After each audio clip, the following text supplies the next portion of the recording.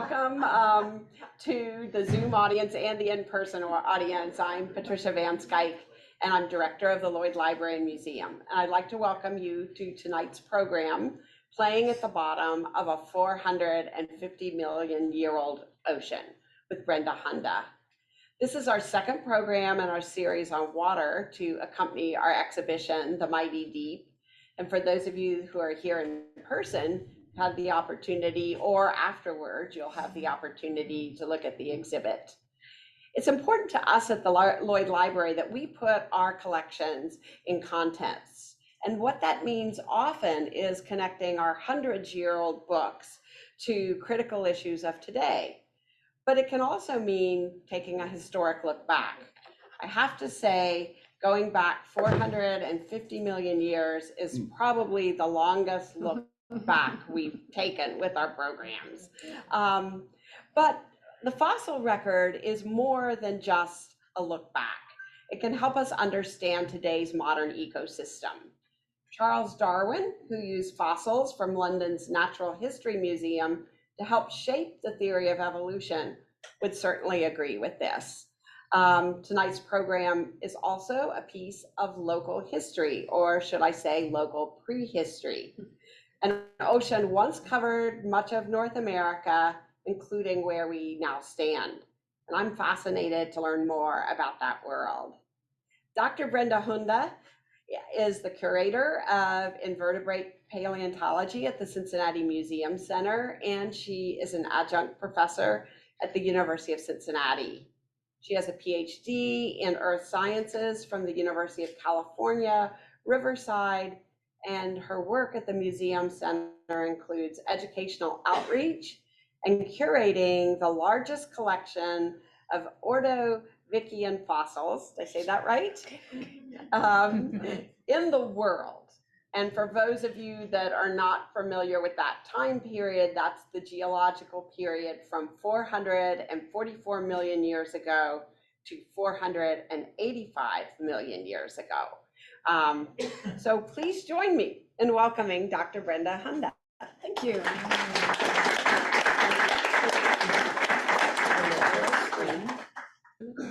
So how many are people from the Cincinnati region? Okay, so you do know that when you go creeking, how many people go creeking on a regular basis like me, or build a rock wall in your garden, you use our local limestone, you do know that there's a lot of fossils in there. Do you know that that's unusual? It's very unusual. I have traveled in a lot of places in the world to study fossils and have gone days without finding one. And here you have to kick them out of the way to get to the other fossils when you want to find the fossils that you want.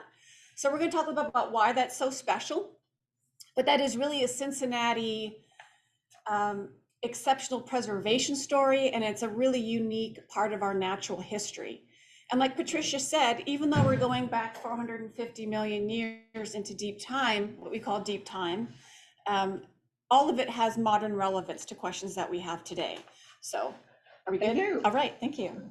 How many people wanted to be paleontologists when they were 3 like me? Anybody in the room? I did. How many people were dumb enough to go into that field permanently? No, actually, I've wanted to be a paleontologist since I was 3. And so for me, this working here in an area like this is a dream come true. I've been at the Museum Center for 19 years, which is hard to believe, captured right out of graduate school. So I'm pretty sure that most of you have been stuck in traffic at this place, right? The cut in the hill, okay? 3 semi-trailers crashing, a fire on the bridge, whatever may happen in Cincinnati. Yep, that's the problem. Okay, I'll just stop doing that. Okay. These rocks are something that I am determined to allow ODOT, or in Kentucky, the Kentucky Department of Transportation, to allow me to rappel down one of these days so that I can measure them, because they are so beautiful and stunning. They have incredibly high, so we drive around these localities, we see them in our creek beds, these rocks, we see them in our highways in the I-275, and we think, you know, those are great rocks, but they're actually really world famous. In fact, Scientists come from all over the world to study these rocks, and collectors come from all over the world to play in these rocks. And these rocks are from an ocean that covered North America for most of 200 plus million years, but for our time period, covered most of North America 450 million years ago. So much so that these rocks are known as the North American Upper Ordovician Type Standard. That's a really big mouthful. That's an official geological designation that says that when you want to study Earth's history, its geology and its life history, from 451 to 444 million years ago in North America, you come to Cincinnati. We are the flagship of the North American geologic record for this time interval. And when you're looking at other faunas in this time interval in North America, and you are using us as a comparative model from which to study those rocks and those organisms. And so this is not just something where we say we have the best rocks in North America for this time period. The geologic community has come together and stated that we are the best in North America. And I would say that paleontologists come from all over the world to study, and I've actually had grown men cry tears of joy on the outcrop as they were looking at fossils, because we have so much fossil resources here, so much diversity.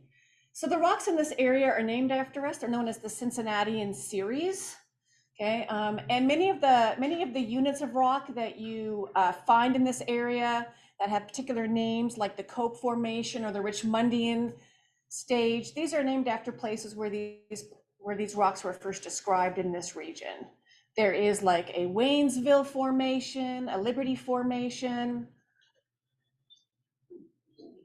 Yeah, no problem. A Coreyville member. These are all places that are familiar to us, and that is the way that we divide up the rock column in this area.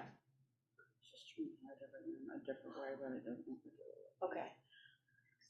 That's okay. That's okay. I'm always lamenting technical issues. Can I go down here and do this while you're? Yeah. Okay. So this is a painting done by John Agnew.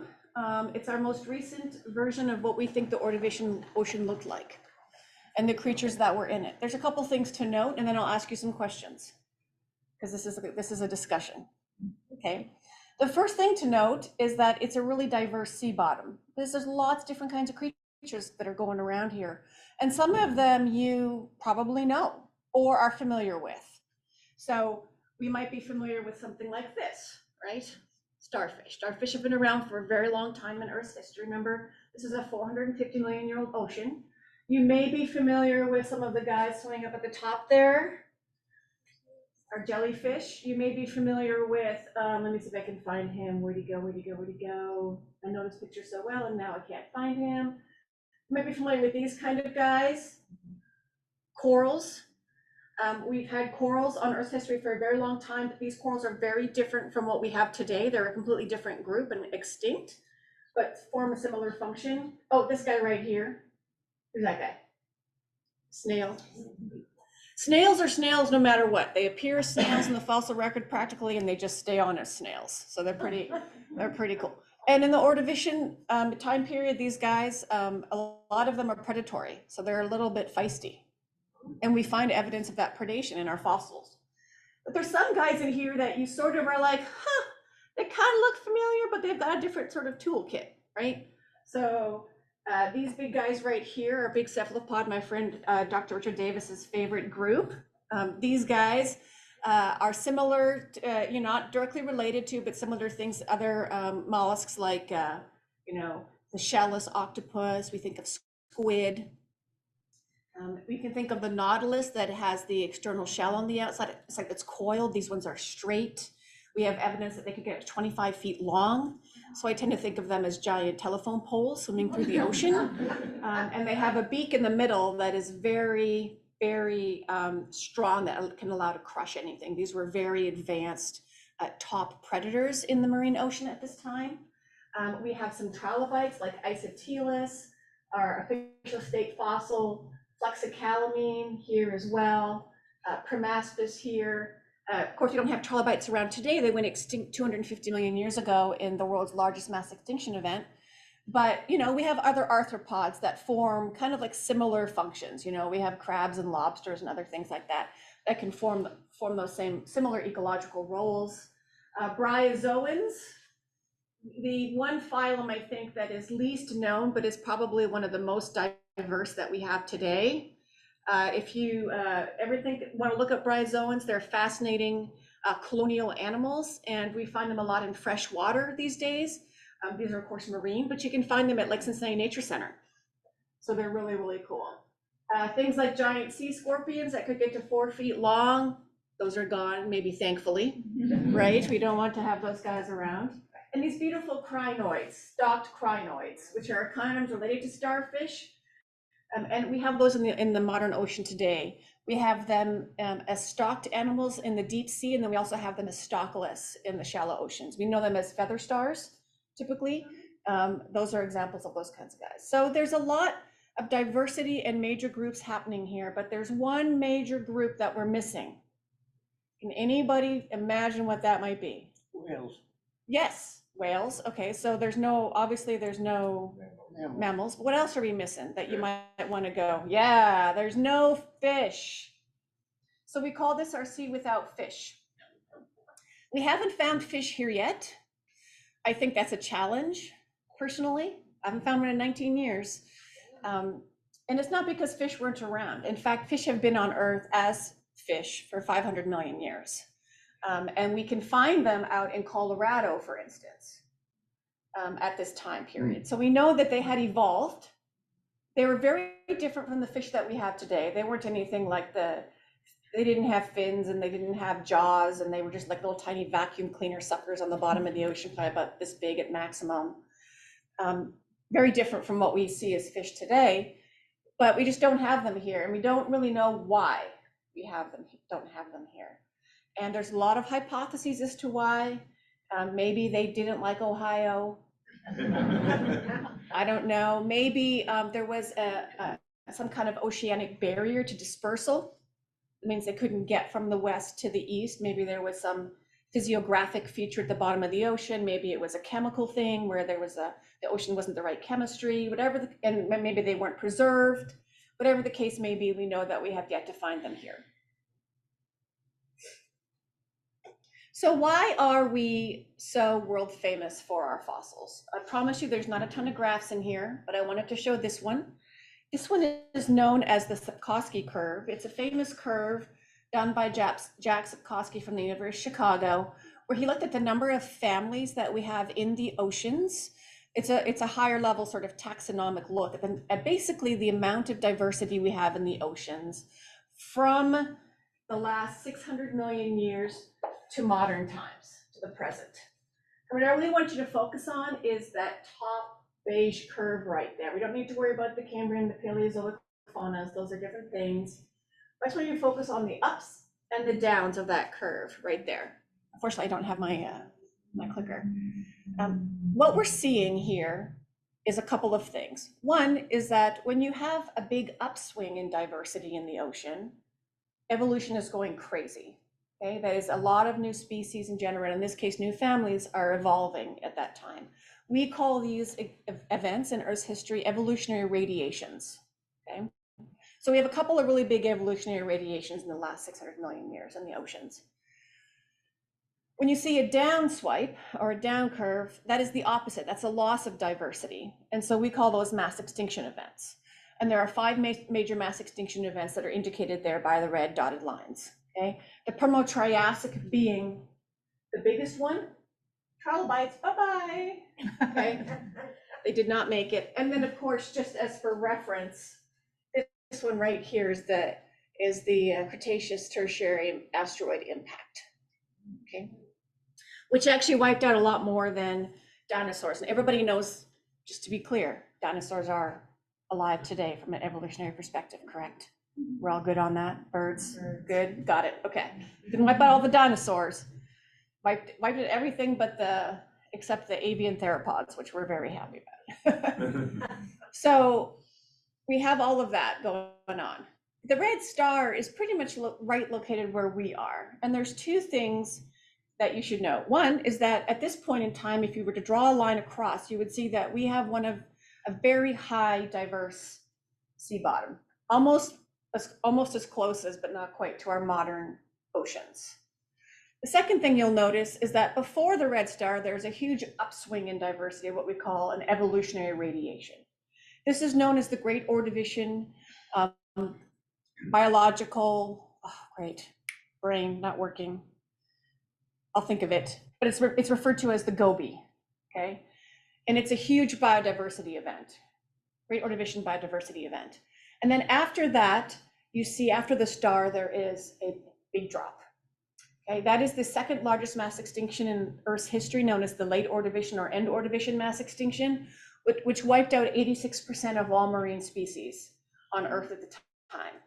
Except unlike the Permo-Triassic and the Cretaceous, it didn't wipe out any one group.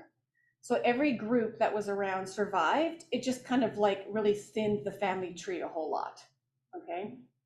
Every time you have a mass extinction event like that, you do fundamentally tend to change the ecosystems that come following from that, because you're taking out so much biodiversity. So the reason why we're famous is because we are right at the pinnacle of two major evolutionary events in the history of life on our planet. We are the benefactor and the recipient of an evolutionary radiation. And so when you look at the rocks, which you're seeing as the result of that, all that diversity in our rocks. And we are also right on the precipice of the mass extinction that happens afterwards. So we're kind of the before comparing with the after of a mass extinction like that. And that can tell scientists an awful lot about how communities evolve and respond to things like radiations and extinction events, competition and things like that. So as far as where we're situated, we're right in a very important scientific hotbed. So I want you to think of like sort of before the Gobi, before this big evolutionary radiation here in the Cambrian, life wasn't super diverse. It was, a lot of different body plans had happened, but it wasn't super diverse. The major tree of life limbs, the limbs that make up the major tree of life, what we call the phyla, things like echinoderms and mollusks and arthropods and all those good guys, had evolved. Most of them were here. Most of the body plans of life on Earth were already here. In fact, chordates were here, which leads to us. So most of the major phyla were present, not all of them, but most of them. But there wasn't that many representatives of each group. So the body plan had evolved, but it wasn't very diverse. What the evolutionary radiation did is it didn't invent any new body plans, really. It just filled in the tree to make it a bush, okay? So what we're actually seeing as part of our global Ordovation biodiversification event is just a filling in of that tree of life to give us the diversity of animals and plants that we have. So we can kind of think of comparing the Cambrian period before the Gobi and what that might have looked like when you go to Cambrian outcrops versus what we see in the late Ordovician. The Cambrian period, when you go out and study that, you're going to get two major groups, primarily arthropods, which were doing a lot of amazing things, and sponges. That's kind of like the two major, and then you get a smattering of a few other weird things here and there. But for the most part, everything is on top of the substrate. There isn't a lot of things burrowing into the substrate. We haven't evolved a lot of tiering yet. Ecological roles like being a nectonic predator like our cephalopods have not evolved yet. Burrowing into the substrate is evolving at that time, but not really a gangbuster thing yet. And so the way that we think about tiering in different heights above the ocean and different ecospace utilizations, in the Cambrian, it was just kind of flat. But by the time we get this diversity in this ecological system irradiation going in the late Ordovician, we're seeing things swimming, predators, scavengers. We've got clams burrowing into the substrate and living in there. We got trilobites scooting around. The whole thing is much more diverse, not only in terms of the number of species, but how they live their lives and the roles they play in their ecosystems. So I want to take you back a little bit in time. I love paleontology so much because it is the closest thing we have to time travel. So I get to go back in time a lot. And I want to explain a little bit about why we have the rocks here that we have, and then talk a little bit about why they're so important and what we can learn from them. So this is the late Ordovician period, about 450 million years ago. The Earth looks very different from today, doesn't it? Right. Everyone is familiar with plate tectonics, right? And how the plates move, changing our continental plate and our oceanic plate configurations throughout geologic time. North America, as we know it, did not exist. Like everything else, continents come together and they pull apart, and they come together and they pull apart as we make supercontinents and so forth. So they change, they grow, they shrink, they accrete, all kinds of fun things. So our protocontinent is actually known as Laurentia, right here. And you can kind of see some sort of familiar, landmarks there, maybe. And of course, the stars where we are in the ocean at this time. A couple things to note. We are in the southern hemisphere by about 20 degrees. We have been a southern hemisphere continent for most of our geological existence. In fact, we are the furthest north we have ever been in the history of the Earth right now, as far as latitudes go. And so we have spent most of our time as a southern hemisphere continent. Only in the last 250 million years or so have we actually been fully or partially above the equator, a majority above the equator. We are actually also a marine continent. So most of our geologic history has been marine. It's only been the last 250 million years or so, there's that big number, keeps going back, that we really have become more of a terrestrial continent that we experience now. So at this time, you'll see that we have a nice shallow ocean over our continent. Sea level is high at this point, even though we do have glaciation starting here, which will draw that back, and flooding most of the continents into what we call epicontinental seaways. We don't have much in the way of modern examples of these kinds of things. Most of our land masses are pretty exposed today, but these would have been shallow seas covering continents, in our case, at maximum depth about 150 feet in total depth. So still light penetrating to the bottom, all kinds of wonderful animals. A place that you would find tropical, you'd want to go snorkeling or scuba diving if you're going on a cruise. That's kind of like the place that we'd want to go. A couple other things to point out. Baltica is one of our nearest neighbors. That's going to be the Baltic states and parts of Northern Europe. So like Denmark, Norway, Finland, Sweden. They're going to collide with us later on and create a megacontinent called Laurussia, and create the Caledonian mountain ranges in northern Canada and Scotland. So we are actually part of Europe at one point in time. They didn't know it though. They would probably deny it at this point.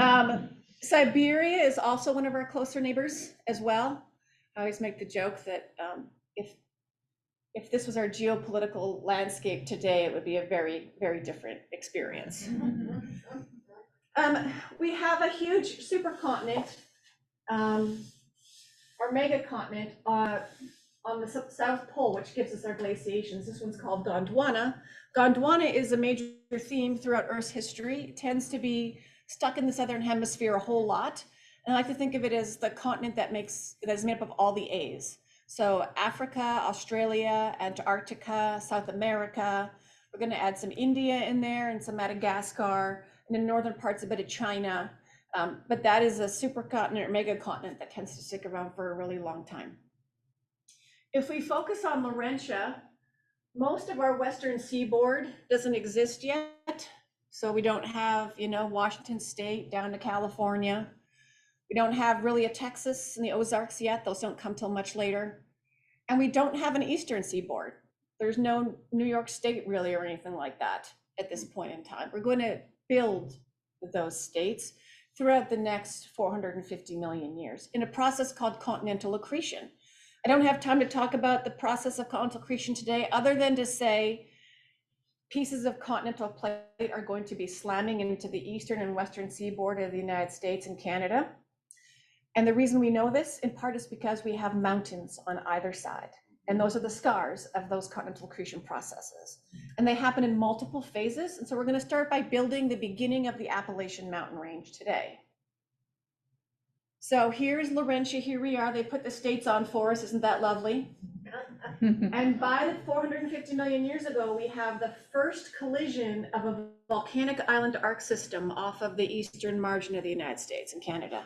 A volcanic island arc system is basically like Japan or Indonesia. So if you took Japan, which is a volcanic island system built from the bottom of the seafloor up, and stuck it and welded it to Laurentia on the eastern seaboard, that's what you get. And that creates the first phase of a three-phase process that's going to build our Appalachian mountain range. Why that's really important for us at this point in time is because those mountain ranges are new and they're fresh and they're not populated by life yet, right? We have evidence of early plant life, not from Cincinnati, from other parts that tell us that early non-vascular plants were around at this time, things like bryophytes, mosses and things like that. But as far as having full vegetation and forests and all kinds of things and animals and other plants in there, there's no life yet. So these mountains are naked, essentially. They don't have the plants and the forests and things to hang on to the soil, to generate soils, there's no soils, to protect the rock from erosion. So these rocks are being hit by erosion, they're being physically and chemically weathered. And as that's happening, those products of weathering are being thrown into the ocean by really huge storms, okay? What we think were storms bigger than hurricanes that we've ever seen on Earth so far, like bigger than Hurricane Katrina. And so these storms would come down from the, so remember we're in the southern hemisphere and the equator, they would come down from the equator and down and travel down through this region right through here, and they would take all of that new sediment that has been collecting at the bottom of those mountain ranges and through the action of those waves that the storms generate, shove them down to the Cincinnati area through the action of mudslides. So what we see in shallower type of water settings is a winnowing of the mud that's on the bottom of the sea floor as the waves come through and transport those muds down to create a submarine mud flows, okay? And you can actually take a look and thin section the rocks in Cincinnati. I've done this, and you can pull out individual mudslides out of those rocks 450 million years ago. That's pretty amazing. You can see it in section. So that's pretty amazing. So as these mudslides come down into the deeper parts of our ocean, they basically bury anything alive in its path. If you are a trilobite and you sense something is happening in your environment, maybe there's a pressure gradient happening or a chemical change that you can sense that something's coming, you may be lucky enough to roll up, protect your gills, weather the slide, and then if you can find your way up, you can crawl out. And we do have evidence of escape structures of animals escaping out of muds. Once again, 450 million years ago, it's freaky, right? But if you're a clam, sayonara, right? I mean, like, if you're a coral, you can't pick up and go, right? So lucky for us today, many of these animals were suffocated and buried in place, and this rapid burial is really critical to fossil preservation. Because if it's buried under a thick enough blanket, it will not get disturbed by wave action or scavengers or anything that might tear the animal apart. And we know from actualistic studies on the seafloor in the modern ocean, where we go out and we're like, here, I'm going to put a starfish over here and watch and see how long it takes for it to decay, that these processes can take hours to days and everything's disintegrated. So we know that this is a very rapid, quick process that allows us to preserve these animals. If you were to take a chunk of shale from here and stick it in your washing machine and then run it through a couple cycles, wash all the mud away, what you would be left with would be all the fossil animals, parts of shells, dead animal shells, that kind of a thing. And that's what I call the washing machine of the ocean. In the very shallow sections where the waves are actually touching the ocean, or in areas where there's big storms and they can reach deeper to the bottom, they take that mud out and they concentrate that shell debris, and that shell debris becomes lithified into our limestones. So what you see here are benches and alternations between shales and limestones in field outcrop. There's many more types of rocks. We don't want to go into all those details. They all work together with our mud flows, but you can see that these shales come from these submarine mudslides that accumulate over the course of millions of years, in this case, probably hundreds of thousands of years. And then you get a wave coming through, a storm coming through, winnowing away the mud and depositing a layer of fossil debris, and then more quiet again, and then more stormy action. This type of process is known as, and these mudslides are known as tempestites, derivative from being tempestuous or stormy. And so we refer to the Cincinnati as a storm-dominated ramp. Basically what that means is we have an angle of a ramp, and the deposits that we see are generated by the action of storms primarily. Okay? What's interesting about this type of deposition is that it's not random, it's cyclical.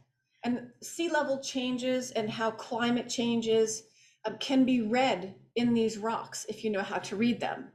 So more intense storms are going to impinge deeper on the bottom of the ocean than they would normally because they're bigger and the waves are deeper.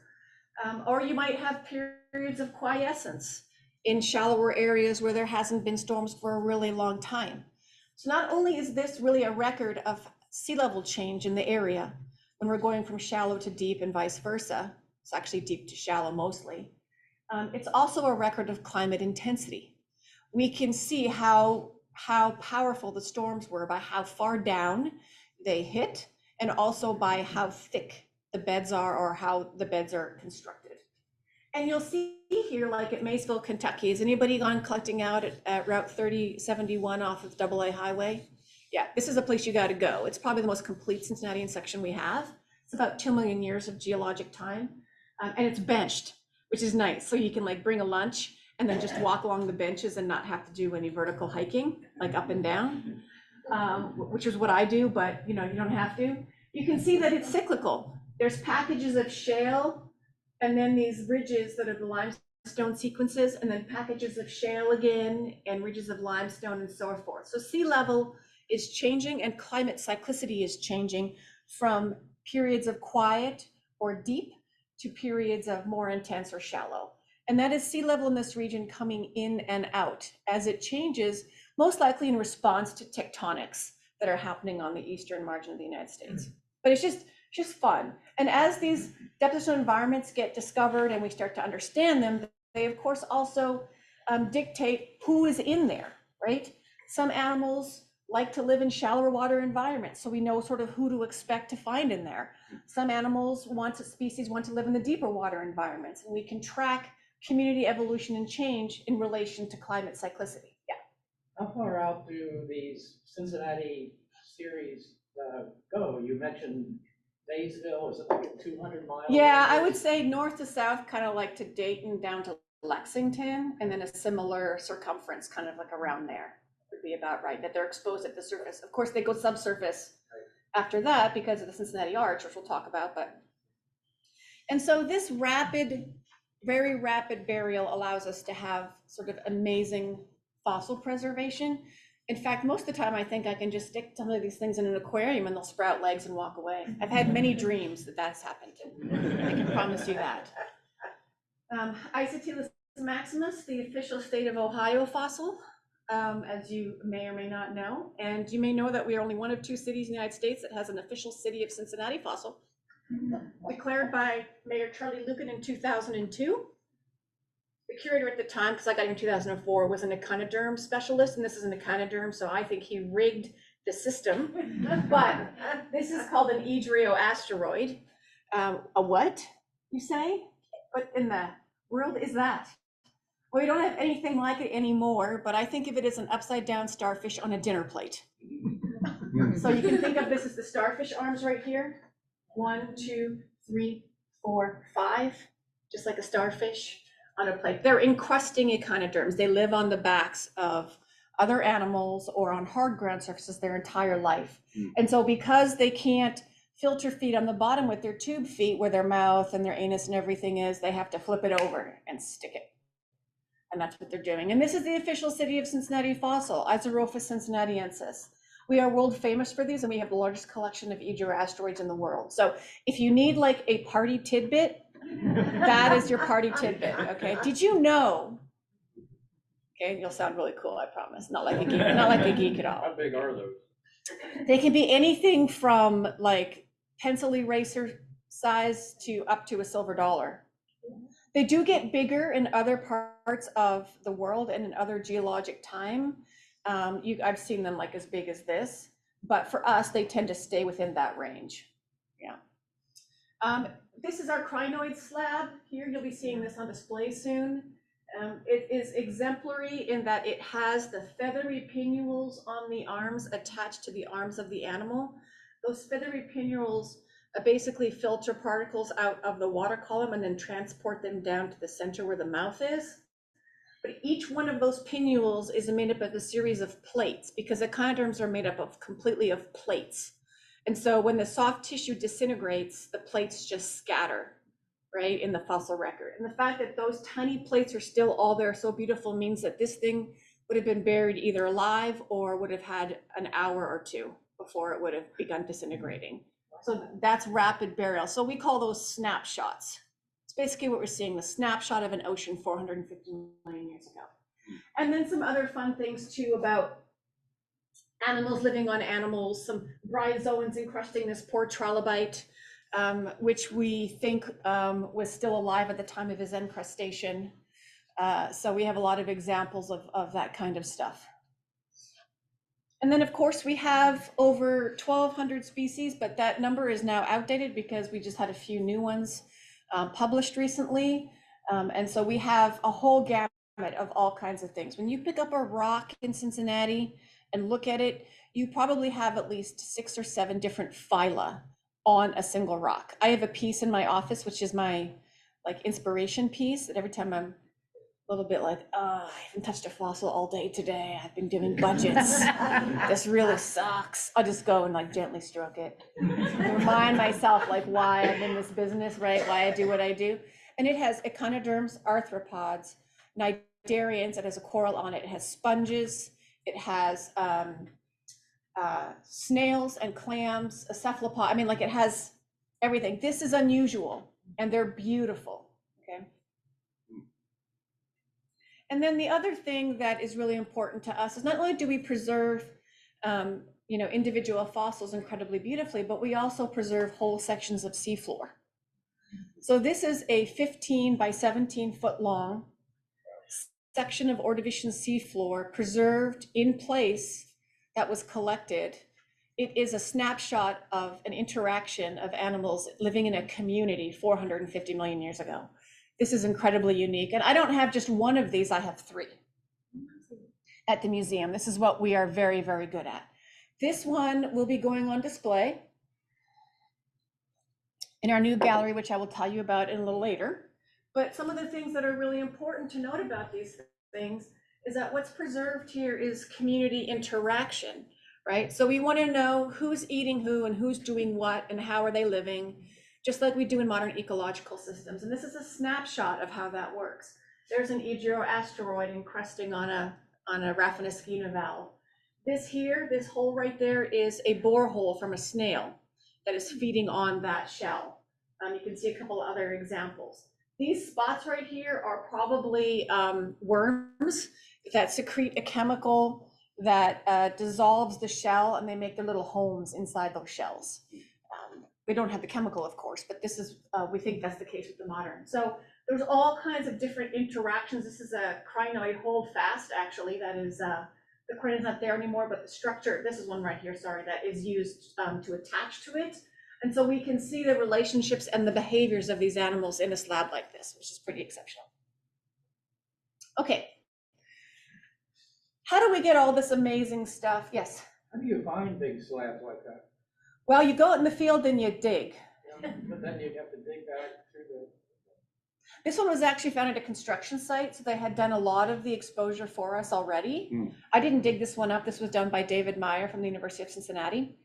When you go to construction sites, they kind of like plane off levels, and then you're like, oh, look, there's a 15-foot section right there. I'm just going to grab that.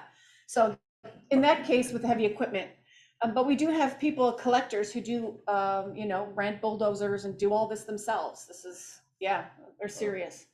So how do we get all this really old rock to the surface of the earth where we can really enjoy it, right? Because we're back here in the Ordovation 450 million years ago, but since then, more rock and sediment has been deposited on top of that. So we get to the Silurian and the Devonian, the Carboniferous and the Permian. These are some other time periods that have been depositing in our oceans. Throughout geologic time, we have thousands and thousands and thousands of feet thick of rock on our continent, and the Ordovation is really at the bottom, okay? And the answer to getting the oldest stuff at the bottom to the top is plate tectonics. So does anybody remember Hitchhiker's Guide to the Galaxy? I'm dating myself totally because that was a high school thing for me. Yeah. So the answer in Hitchhiker's Guide to the Galaxy was always what? 42. Okay, in my world, the answer is always plate tectonics. That's my 42, okay? So I think about that all the time, and I'm like, 42, yeah, it's plate tectonics. Okay. And so what we need to do in order to bring things from the bottom to the top is we've got to lift them up, and we do that through plate tectonics, right? So remember we talked about the fact that there's colliding plates on the margin. There's the tectonics, which is the first one that we talked about to build the base of the Appalachians. Well, there's two more sequences to that. There is one here in the Devonian, the Acadian orogeny, that basically welds most of New York State and the Maritimes to Canada, and in Canada to us, and brings in what's called Avalonia, which is a terrain, a volcanic island arc system, which helps to build the Appalachians and attaches parts of Europe to us. And then there's one final one here at the end of the Carboniferous into the Permian, which is the formation of Pangaea, the supercontinent, where the eastern margin of the United States collides with present-day Morocco, basically, and does the final uplift for the Appalachian mountain range, okay? So when we collide or accrete plates to one side of a continent, there's going to be a reaction from that continental plate, or whatever plate, oceanic plate it is. And the reaction that we experienced here was called a basin bulge complex, okay? So as the plates were colliding, what they did was they down warped the crust in front of them, and then there was a subsequent and equal up warping of the crust in the interior of the continent in response to the pressures associated with the collision on one side of the margin of Laurentia. As a result of that, New York got sunk and Ohio got lifted, essentially, in this region. And that's the beginning of the Cincinnati Arch, what we call the peripheral bulge. You don't really see the arch when you drive around here. It's a very large topographic feature that covers all three states. And so the angle of the rocks don't look like they're really angling, but it's a very shallow but widespread tectonic feature in the continent. And there's all kinds of bulges and basins that we have all over. The Michigan Basin you may have heard of as a geologic feature. It's basically in response to our tectonic history. Okay, so we've lifted these things up into an arch, but what we need to do now is we need to cut the top of the arch off to get to the bottom rocks, okay? And we do that, I think of this as cutting the muffin top off after you bake a muffin by eroding it away. And so this is just to show you that after we become a terrestrial continent about 280 million years ago, we start to erode the rocks that we have deposited. All those rocks are becoming eroded. And that's because terrestrial continents or terrestrial environments aren't the greatest for making fossils and making new rock. The best place to make new rock is in the ocean, which we were once, and made a lot of great rock. But now that we're not an ocean anymore, we're getting rivers and things that are taking that away and dumping it into the Gulf of Mexico, okay? As it were, not yet named, but. And so as a result of that 280 million years of erosion and really non-deposition, except for in lakes and rivers and streams and details, has cut that muffin top off at the top. And when you turn this in plan view, we are right at the center where the purple is, okay, right here. And this is our Ordovician aged rock. And so you can see how this relates nicely to the geologic map of Ohio. And if you were to stick Indiana here and Kentucky here, you would see that we are part of a bullseye of geologic rocks that are the oldest in the middle and youngest as you move further out. So if you drive to West Virginia or Pennsylvania, you're driving up through geologic time. Okay. Everyone doing okay? All right. So why does this all matter? Yes. Quick question. So when the plates run into each Uh-huh. other, with like, I mean, mountains are tall, do they pop up right away, or how does that formation? Oh, it takes millions of years. Yeah. Tens, the Himalayas are still growing. Okay, yeah. So the question, thank you. The question is, how long does it take to build mountains? I mean, the Himalayas are still technically growing, and that has been going on for 35 million years. So why does this all matter? What does it mean? Well, when we collect fossils and rocks and we put them in museums, like the one that we have here at the Museum Center, we are really recording our regions and our global natural history through deep time. And we're a part of the piece of the puzzle that helps us to understand the events of life on our planet.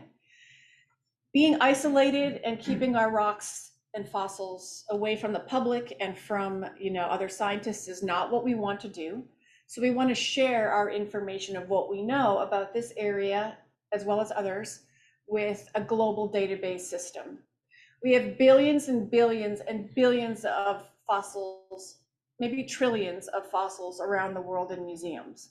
And all of them are a single data point of a who, what, where, and when. Right? When we amass all of those together into data systems, we can start really thinking about major patterns that have happened in the history of life on our planet. And so these numbers are outdated already before I even put them up here, I'm sure, because we know that we have over 1 million specimens in our collection alone, 3 million invertebrates at Berkeley, 5 million at the American Museum, pretty crazy, whole buildings dedicated to fossils. But we like to stick our data and our collections information on platforms like GBIF, Paleoportal, and the big one now, which is a National Science Foundation federally funded, is the iDigBio Digitized Biological Collections Portal, which we are on. That has, these numbers are obviously going to be already outdated. I updated them last week. They're probably already outdated. But hundreds of millions of specimen records that indicate who, what, where, and when. Scientists can go in and start pulling that data because it's free and accessible. You can even make little maps if you want to see where these specimens are occurring, and start answering some major questions that we're really curious about. By the way, iDigBio is publicly accessible. You can go on there and you can type in your favorite fossil and see how many museums in the world have it. Yeah, and where in the world it's located.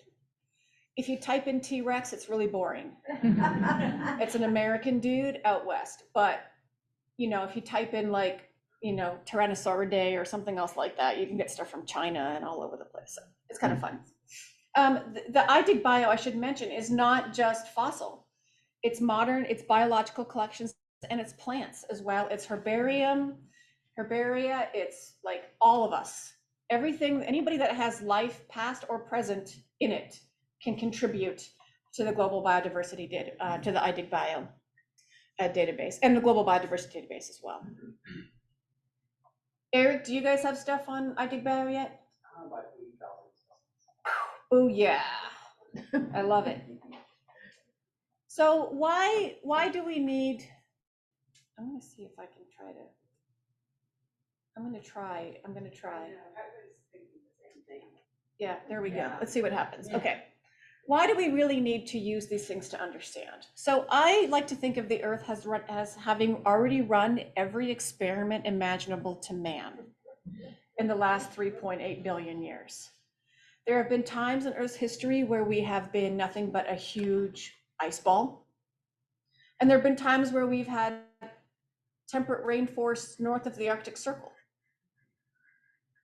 Dinosaurs living up there, alligators in the Canadian Arctic, all kinds of fun things. This Earth has seen asteroid impacts. The moon was generated from it, although life wasn't around then. The planet has seen a lot of things that we haven't touched yet. So when I think about what we're experiencing today as climate change and our transformations, I think, well, the Earth has done similar things already. So albeit there's some different variables, i.e. humans, different variable. Let's take a look and see how that experiment ran out. and see what the implications of that experiment were 10,000 years later, 100,000 years later. How do animals and plants respond to these kinds of experiments? And that's why the record is so important to us. It gives us the show already. And as scientists, we can try to understand the show and the end results and use that to help us understand what we're doing, what we're experiencing today, and to make predictive models about where we may expect to be in the future as we go forward. That includes understanding what plate tectonic configurations are going to look like 250 million years from now, which you can do. It's a lot of fun. So some of the things that we look at, of course, are things that are way greater than our own time spans as humans on this planet. You know, evolution, understanding microevolution up to speciation is something that we can observe in the lab.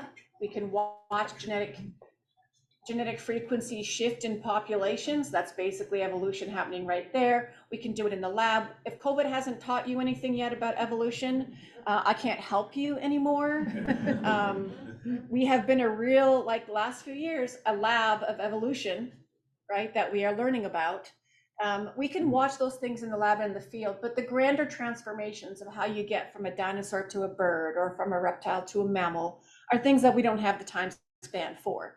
So we can begin to look at those processes and forward them through geologic time to give us an idea of how they work. We talked about the late Ordovician mass extinction event as well. You know, extinctions are something really important. We are going through what biologists call the 6th greatest mass extinction in the history of life on our planet. It's the only one that has ever been biologically mediated. All other mass extinctions were done by abiotic factors, that is, not another organism, right? So we're thinking about big shifts in ocean circulation. We're thinking about configurations of plates and plate tectonics. And most of mass extinctions that we think of, when I'm thinking about them, don't happen as fast as ours do. They take millions of years to unfold. The late Ordovician extinction, the second largest one in Earth's history, took 10 million years to unfold. So these are geological snapshots as far as, you know, how long the Earth has been around, but these are processes that unfold. So the things that we are experiencing today at the rate that we're experiencing them, even though we're nowhere near this totality of devastation, is faster than any mass extinction rate has ever been in the history of the planet. Right? The rate is faster than any other extinction rate ever in the history of life on our planet. So that's pretty impressive. Okay. But of course, mass extinctions and other extinctions can help us understand things like, you know, who does extinction affect? Why do some animals survive and others do not? Or some plants survive and others do not? What are the extinction factors that help control how communities survive and how they rebound after a major perturbation like that? How long does it take for a community to rebound after a mass extinction? The answer is millions of years. You know, so those are the kinds of questions that we can run through these filters as we think about our own experiences with our biodiversity crisis. Community structure is one of my favorite things because animals don't live isolated by themselves like my teenager who would rather be on Instagram despite my best efforts. There was a NPR discussion just the other day about teenage depression and how it relates to how much time they spend on social media because of isolation. Just putting that out there. So anyway, it makes me think about it. But species do not exist in isolation. They interact with each other. And believe it or not, they interact with us in ways that we like and don't like, right? We're another species on the planet. So, so we can look at these biotic interactions to help us understand not only how things are structured, like food webs and who's encrusting and living with who and who's eating who and all those good things, but also how communities evolve through time, you know? Grasslands are one of the most modern ecosystems that we have on Earth. They're only about 35 million years old. When did the grassland appear and why? Like, that is fascinating. Like, we haven't had savannas around for a really long time in Earth's history, you know? And of course that has impacts on animal evolution and human evolution, if you're interested in the humans, things like that. So we can look at animals interacting. One of my favorite is coprophagy, which is one of the things that the kids love when one animal eats another animal's poop. We always talk about poop, right? Kids like to talk about that kind of stuff. This crinoid is known for sitting on top. I mean, the snail is known for sitting on top of a crinoid and basically just eating the waste that comes out of the crinoid. It's like a free lunch. They do this in the fossil record, and there's been a video discovery of the first time it's ever been documented in the modern, recently, actually, like the last 6 months. So that's kind of fun. Different kind of boreholes made from different animals that as they, want to make a hole and then inject their digestive juices in there and then have like a little clam slurpee after that. Looking at how ecosystems evolved in terms of tiering, we had talked a little bit about, and how animals utilize ecological space and how that changes through time is important. What we call the agronomic revolution in the Cambrian, where it was all flat and now things are moving in there. And that's important for ecosystem evolution, because you know that if you have worms in your garden, you're oxygenating your soil, and that's helping with decomposition and all those things. And that all ties to a healthy ocean bottom and geochemistry. And so there's implications for understanding those kinds of patterns. Invasion. So invasions or invasive species are a trouble spot for me, because every species on Earth is invasive. It's just a matter of when and where they're moving from. And that's because animals and plants migrate. They do to change in climatic conditions. We have, minor species invasions all the time, but, we had the marsupial mammals from the south and the placental mammals from the North America and South America meet about 5 million years ago, when the Isthmus of Panama came out of the ocean from volcanics and battled it out, and we got the possum. And they went and destroyed all of the marsupial mammals down there. So we have massive biological invasions that happen naturally, and then we have the minor ones. And then, of course, how does that relate to invasive species today? How do they change ecosystems? What are the effects of that? What happens to the incumbents versus the invaders? And how do these animals and plants evolve in response to each other as a result of those types of systems? So we've seen gazillion invasions in the fossil record. We can try to see how that works. Of course, I'd mentioned Earth's climate history. Another graph, just to point out that the swings are really important. You don't need to worry about the details. When we are in a glaciation or a cold time, which we are currently in a glaciation still, we are what's called in a cold ice house. And when we don't have any glaciers anywhere on Earth, we're in a hot house. Because we have glaciers on Earth, we're in an ice house. Doesn't feel like it sometimes, but climatically, that's where we're at. And we can see, that the Earth has had major swings, cold swings at the top and hot swings at the bottom. Times when the Earth has been, like I said, a snowball Earth, we call it, full of glaciers, and times where we have these green dots or coal swamps north of the Arctic Circle. So the Earth has seen it all, and it allows us to try to understand how those climate swings work in a natural system. So this is a kicker, right? Depending on where you see yourself, this is a little bit philosophical. I don't want to get too much detail about it, but whether you see yourself within a natural system or not, or above the natural system, right? And the impacts that we're having as a species on our planet, we need to understand the natural system and how it works to compare it to our anthropogenic system that we're experiencing today. Because there's almost no place on Earth today that has not been touched by humans in some way or not, directly or indirectly. And so understanding what a natural cycle is, the rate and speed and intensity of those cycles and how they work, prepares us to make future predictive models about where we're going with our climate crisis. So this is all really critical stuff. It also tells us, how do animals and plants respond to these types of changes over these longer periods of time? And is there something that we can be expecting to see? And then establishing conservation priorities. So when all of this is happening, we are at a biodiversity loss or crisis. Some people say, I know that we're losing a lot of species thanks to our activities. Who goes extinct and why, and how do we know who's supposed to stay in the record the longest, right? So just like any individual population or animal, species have a finite time on this Earth. Okay, species do not last forever. we can't have everything living on our planet because we don't have the carrying capacity for it. I mean, nobody wants a T-Rex walking down Fifth Street. I mean, okay, maybe I do, but most people do not. And so we need to really think about, extinction and evolution as being hand in hand. They're both good things. They need to happen together. Even Darwin said they were peas in a pod, best friends, right? But in an anthropogenic system where we are generating and speeding up the rate of extinction thanks to our activities, we can't save everything. And no one likes to think that we can't save everything, but we're not going to save everything. Things are going extinct that we don't even know existed before we even can document them. So the question becomes, we have finite resources, only so much money. Who are we going to save?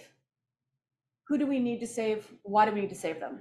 And the fossil record can tell you and can help us make those conservation priorities because it's run the experiments and it can tell you who is going to last longer and who is not going to last longer and give you the criteria as to how that's going to happen. And so paleobiology conservation is a very big field right now that helps to inform conservation priorities and looks at the fossil record as a way to give us predictive models.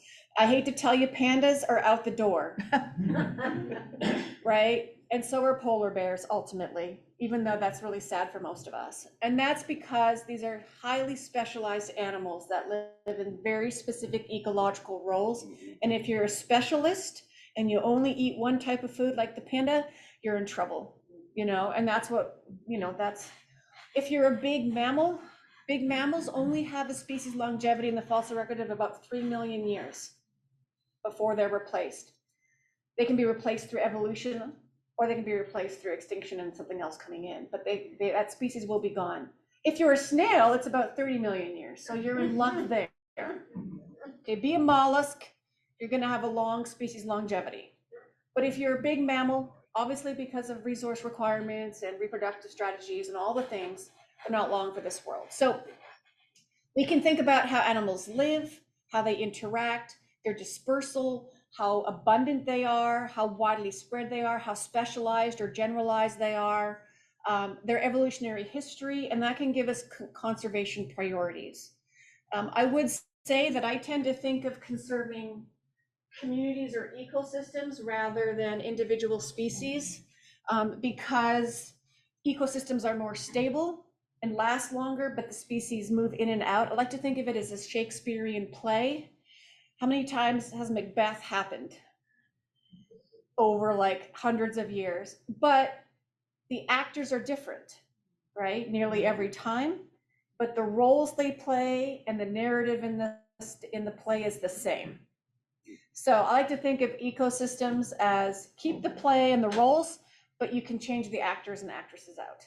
And so my big thing is thinking more about saving savannas, not saving elephants. Hopefully the both go hand in hand, but we'll see. Anyhow, the fossil record can give us the ways and the looks and the experiments that it's run to help us understand those things. And believe it or not, the Cincinnatian, our local rocks do the exact same thing. I don't have any mammals and pretty eyelashes anywhere to spur on conservation, but we have been able to find species and how they track their environments based on sea level change and environmental change throughout 2 million years of geologic time. So we know that those patterns and processes can be documented even 450 million years ago. Ooh, not now, we're not doing this now. So all of this is to say that I hope you'll come and join me September 22nd. We are opening a new gallery at Cincinnati Museum Center called Ancient Worlds Hiding in Plain Sight.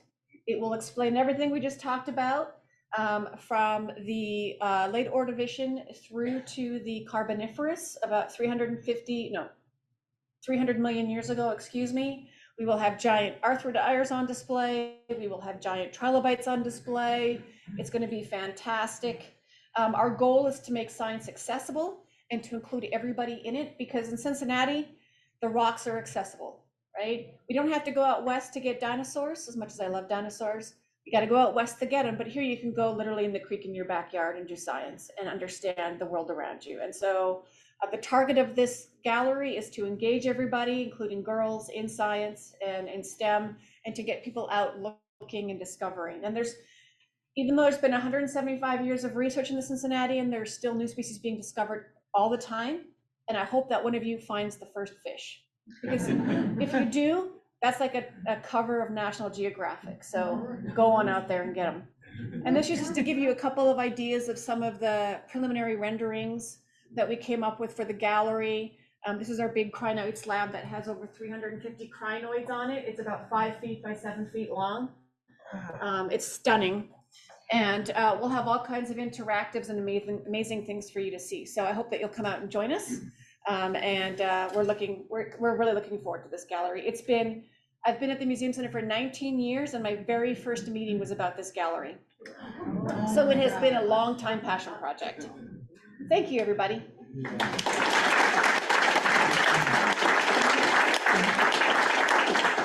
Can you make any distinction between layers and structures by the degree to which they're magnetic? I have not done any magnetic susceptibility in the Cincinnati, but I do know people who are doing some of that, out of Texas, but I don't know their results or anything yet. All of those kind of, go ahead. We also have some people doing some isotope work and chemostratigraphy as well, and those results are still coming forth. And a lot of that is related to wanting to understand the timing of the end Ordovation glaciation and the buildup of that glaciation and how it started. And you can do that through those kinds of studies, but I don't have any answers for that at the moment. I know it's being done though. Yeah. On your third slide, when there was the fauna and all that, how come the ice was only on the southern? Is that because of the tilt of the earth? There wasn't anything. There's no land mass at the north. There's no land mass in the northern pole. So ice doesn't grow in the ocean. It has to start at a land mass, and then it can flow out onto the ocean. And there's no land mass at that time in the northern pole. Yeah, which is why we have ice in Antarctica and Greenland, because we have major land masses at the polar regions.